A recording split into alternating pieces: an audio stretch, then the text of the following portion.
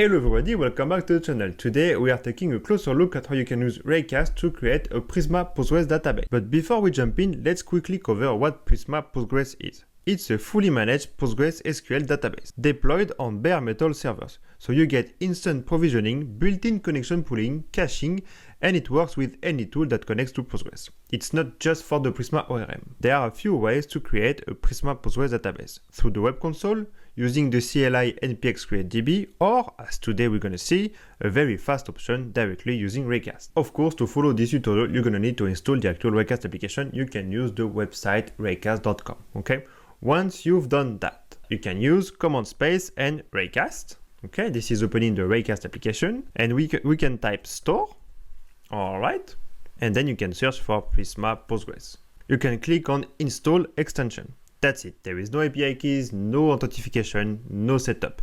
The extension is ready to use immediately. So now let's create our first database. Let's just type create database. You can see that this is the first option. You can click enter, and this is already done. This is creating your database within a few seconds. So first of all, you have a connection string. Okay, this is your database URL that you can put in your environment file. You can use it immediately in any project. So for example, if you have, like on my screen, a very basic project, or even if this is a very, very complex one, you can go into your environment file and replace that database URL. This is going to be automatically linked using the prisma.config.ts file with this line. Okay? So let's go back to Raycast. The other option that you have is the claim URL. So basically, any database that you're going to create using Raycast, they are temporary, okay, which is basically they expire after 24 hours. If you want to keep this database permanently, you will need to use that claim URL. So let's use it, okay? Click on this, and you will see this beautiful page, which is with the button Claim Database. Click on Claim Database. You're going to choose your personal workspace or any workspace that you can access to.